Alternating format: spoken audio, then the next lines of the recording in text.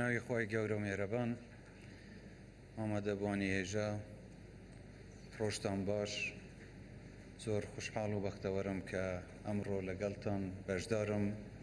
لەم پێشانگایە و سەردانی پێشانگەکەشمان کرد و زۆر دڵخۆش بووم بەوەی کە بینیمە. ئەمڕۆ ساڕۆژی لەدایکبوونی ڕابەرمان لە ناوی سەرۆک بارزانیشە و ڕۆژی دامەزراندنی پارتی دیموکراتی کوردستانیشە. لێرەوە پیرۆزبایی لە هەموو ئەندامانی پارتی و لایەنگیران و سەرکردایەتی پارتی و خەڵکی کوردستان دەکەم. هیوادارم تەمەنی سەرۆکمان درێژ بێت و هەمیشە تەندروست و سەرکەوتوو بێت و پارتیش بەردەوام بێت لەو خزمەتەی کە بە بێوەستان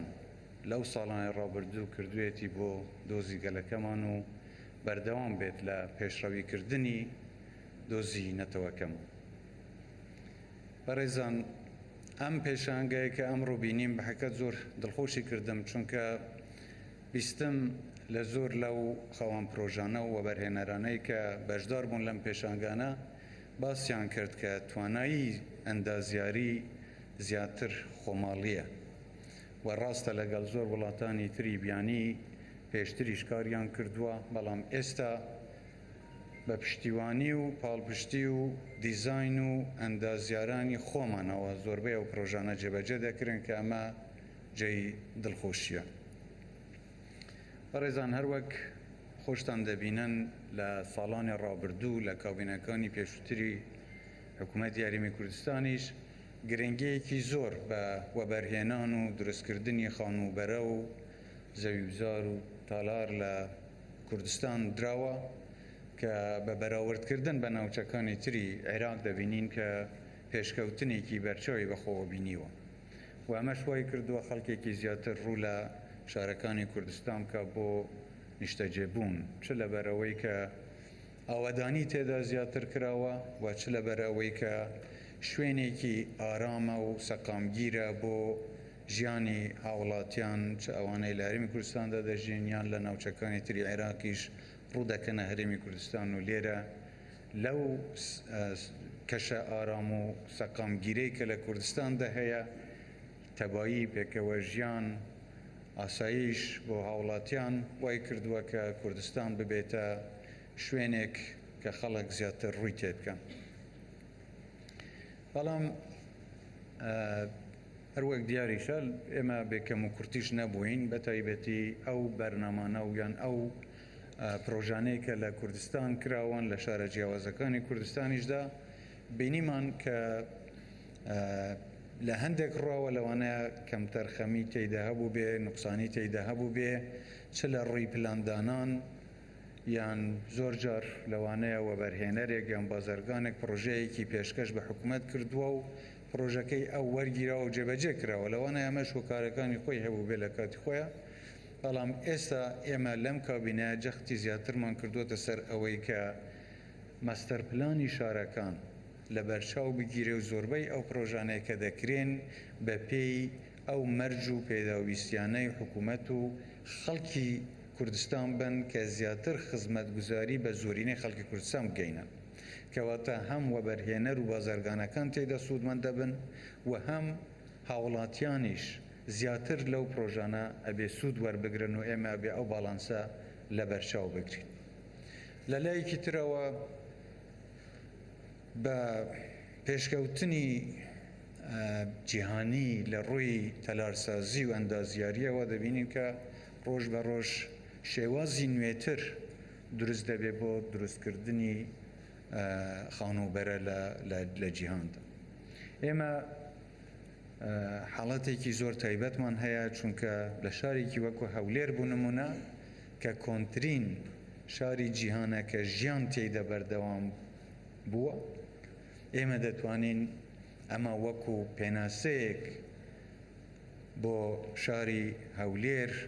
لە بەرچاو بگرین، بەڵام لە هەمان کاتیشدا دەتوانین هەنگاو بنین بۆ پێشکەوتوترین شێوازی تەلارسازی کە لە جیهاندا پەیڕەو دەکرێت، کەواتە هەولێر دەتوانێت ببێتە یەکەم شار لە جیهان کە کۆنترین و نوێترین شێوازی تەلارسازی تێدا دروست دەکری. شارەکانی تری کوردستانیش بێگومان تایبەتمەندی خۆیانیان هەیە و ئێمە گرنگیەکی زیاتر بەوە دەدەین کە خانوبەرە ئاوەدانی لە هەموو شار و شارۆچکەکانی کوردستاندا بەردەوام بێت. هەندێک شت هەیە بێ زیاتر لە بەرچاو بگرین لەوەی کە لە ڕووی تەندروستی، لە ڕووی ڕوبەری سەوزایی، لە ڕووی کواڵەتی ئیش و کار، لە ڕووی ئەو مەوادانەی کە بەکاردێنن، من داوا دەکەم ئەم شتانە هەمووی بە پێی ستانداردێکی نێودەوڵەتی و پێشکەوتوو بێ و ئەو ڕخسەتانەی لە حکوومەتی یاریمی کوردستانیش بەو بەڕێزانە دەدرێ بە ئەم مەرجانەی تێدا بێ و هەرواشمان کردووە بەردەوامیش دەبین. طبعاً حکوومەتی یاریم بەردەوام بووە لەوەی کە هاوکاری کەرتی گشتی و کەرتی تایبەتیشی کردووە و ئەمە وای کردووە کە ئەم جۆرە پێشکەوتنە لە هەرێمی کوردستان بەدی بکرێ. بەڵام دەکری ئێمە باشتر دەکرێ هەنگاوی باشتر بنێ. بەداخەوە ئێمە دەبینین کە لە دنیا کەش و هەوا گۆڕانکاریەکی خێرا بەخۆ دەبینێت کە ئەمە وا دەکا بە بیابان بوون، وشکە ساڵی، کەماوی، ئەبی ئێمە خۆمان بگوجێنی لەگەڵ ئەم گۆڕانکاریانەی کە لە جیهاندا ڕوو دەدەن. ئێمە چۆن بتوانین لە بابەتی وەبەرهێنانی یارمەتی ئەم خاڵات بدەین. بەداخەوە زۆر جار بینیومە کە ڕوبەری سەوزایی لە پرۆژەکان کراوەتە قەرەبۆ یان قوربانی بۆ زیاترکردنی پرۆژەکان کە ئەمە نابێ بەردەوام بێ. من حتا لەم پرۆژەی کە ئەمڕۆژ سەردانی هێندە لە پرۆژەکانم کرد بینیم کە خانووەکان زۆر لە یەک نزیکن و هیچ مەجالێک بۆ ڕوبەری سەوزایی یان نەفەسکێشانی تێیدا بەرچاو نەکراوە. ئەمە ئەبێ گۆڕانکاری بەسەردا بێەوە. داواش دەکەم حتا ئەوە بەرهێنارانەی کە دەستیشیان کردووە بە پرۆژەکانی خۆیان ئەمە لە بەرچاو بگرن، وانە بێ قانوویەکی زیاتر مانای ئەوە نییە سیما و ژینگەیەکی تەندروستتر دروست دەکرێت. ئەبێ حسابی ئەوە بکرێ هەر چەند خانوو دروست دەکرێ ئەبێ سەوزاییش لە بەرچاو بگیرێ و جگەلەوە ئەبێ خزمەتگوزاریش لە بەرچاو بگیرێ، ئەبێ هەموو مەرجە تەندروستیەکان لە بەرچاو بگیرێ. یەکێک خاوەن پێدەویستی تایبەتە بێ حسابیەوە بکرێ چۆن بتوانێت بگاتە باڵاخانەیەک، چۆن بتوانێت بگاتە شوێنێک کە پێویستی پێێتی، ئەبێ حسابی قوتابخانە بکرێ. ئێمە ناتوانین تەنیا بیر لە زیادکردنی یەکەی نیشتە جێبوون بکەینەوە، ئەبێ بیر لەوە بکرێتەوە کە چەند یەکەی نیشتە جێبوون زیاد بکرێ کەواتە ئەبێ ئەوەندە خزمەتگوزاریشیان بۆ دابین بکرێ. ئاوە، کارەبایە، خەستەخانەیە، قوتابخانەیە، ویا شتانە هەمووی لە بەرچاو بگیرێن و لە هەمووشی لە گرنگتر دیسان من دەڵێم مەسەلەی سەوزاییەکە ئەبێ لە بەرچاو بگیرێ و ئەو ڕوبەری سەوزاییە ئەبێ زیاد بکرێ و داواش دەکەم حتا لەو پرۆژە کۆنانش کە هەن یان هەر کەسێک لە ماڵی خۆی خۆ ئەتوانێت دارێک بچێنێ یان سەوزاییەک دروست بکرێت. بەداخەوە ئێمە زۆر جار بە فڕۆکە کە بەسەر شارەکانمانە تەیە پەڕی نەبینین کە ڕوبەری سەوزایی زۆر کەمە و ئەمە کاریگەریەکی ناخۆش لەسەر گۆڕینی کەشوهەواشی دروست کردووە. هیچ نەبێ بە ئێمە بین ئەو هەنگاوە بنین بۆ زیادکردنی ڕوبەری سەوزایی لە هەموو پرۆژەکان و هەر کەسێکیش دەتوانێت خۆی ببێ بە خاوەنی ئەم دەستکەوتە بەوەی کە خۆی دار ئەچێنێ یان سەوزایی زیادەکە. ئەمە ئەبێ وەکو مەرجیش بەکار بێ لە دانی ڕوخسەت بۆ پرۆژەکانی داهاتووش. بابەتی کواڵەتی بابەتێکی گرنگە. زۆر جار بەداخەوە بینیمانە کە لە باڵەخانەکەم پێشتر یان ئێستاش لە زۆر وڵاتانی دنیاش ئەمە هەیە، تەنیا ئێرە نییە، بەڵام ئاگرکەوتنەوە کە دەبێ بەداخەوە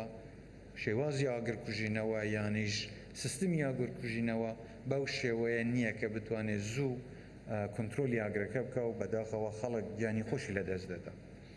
مەسەلەی زەوی لەرزە ئەبێ ئەوەش لە بەرچاو بگرین، ئاگرکەوتنەوەی لە بەرچاو بگرین،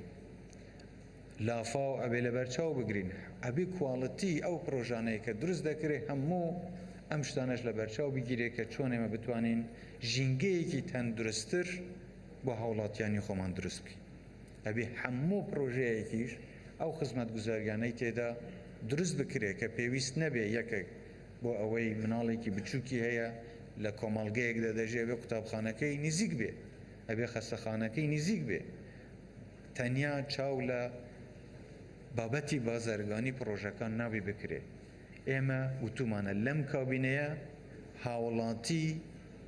جێی بایەخی سەرەکی حکوومەتە و هەر پرۆژەیەک دەکرێت بۆ ئەوەیە زیاتر ئێمە بتوانین خزمەت بە هاوڵاتیەکانی خۆمان بکەینین. هەروە ئێمە بڕیاری ئەومانداوە کە 20,000 یەکەی نیشتەجێبوون بۆ خەڵکی کەم دەرامەد و هەژار دروست بکەین. ئەمە یەکەم پرۆژە نەبووە و دووە پرۆژەش نابێت.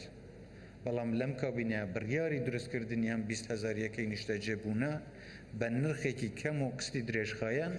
بۆ ئەوە بووە کە ئەو بەڕێزانەی توانایی مادیان کەمە بتوانن سوود لەم پرۆژە وەربگرن و پرۆسەکەش دەستی پێکردووە لە چۆنیەتی ناونووسکردن و دواتریش هەڵبژاردن یاوانەی کە ئەبن بە خاوەنی ئەم یەکەی نیشتەجێبوونانە کە داواشم کردووە بێ ئەم یەکانە هەمویان بە کوواڵەتیەکی باش و بە خزمەتگوزاریەکی تەواو پێشکەشی هاوڵاتیان بکرێن. بەو ئاواتەی کە ڕێژەی کرێنشینی لە کوردستان بۆ کەمترین ئاست نزم بکەینەوە و وای لێبێ ڕۆژێک هەموو کەسێک ببێ بە خاوەنی خانووی خۆی یان یەکەی نیشتەجێبوونی خۆی. ئێمە بۆ ئەوەی بتوانین بەردەوام خزمەتی خەڵکی خۆمان بکەین ئەبێ ئەوەشمان لە بەرچاو بێ کە تەنیا دروستکردنی خانوبەرە و تەلارسازی کافی نییە و ئەوە پێویستیمان بەوەیە کە ئێمە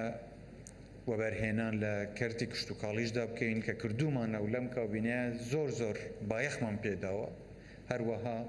کەرتی پیشەسازیە بێ زیاتر بەرەو پێشەوە بین بۆ ئەوەی هەمان پیشەسازی ببێ بە پاڵپشتێک بۆ ئەو وەبەرهێنارانەی کە وەبەرهێنان لە کەرتی خانوبەرەدا دەکەن. دڵخۆش بووم کە بینیم ئەمڕۆ زۆر لەو بەڕێزانەی قسەم لەگەڵکردن باسییان دەکرد کە هەندێک شت لێرە خۆیان دوری دەکەن بەڵام زۆریشی هاوردە دەکەین بێ هەوڵی ئەوە بدەین ئەو دەوڵەمەندیایی کە کوردستان هەیەی خاوەنی سامانێکی سروشتی دەوڵەمەندە وای لێ بکەین هەموو ئەو کەرەستانە بۆ دروستکردن و بیناکردن و ئاوادانکردنەوەی کوردستان جارێکی تر بەکاری بهێنینەوە. من دیسانیش دەڵێم بەردەوام دەبین لە پاڵپشتیکردن لە کەرتی تایبەت کە ڕۆڵێکی باشیان بینیوە لە ئاوادانکردنی کوردستان و بەردەوام دەبین لە وەبەرهێنان لە هەموو کەرتەکان کە خزمەتی هاوڵاتیاندا دەکات. من جارێکی تر سوپاسی هەمووتان دەکەم بە خێراتنتان دەکەم و هیوادارم هەمووتان سەرکەوتوو بەختەوەر و تەندروست بن.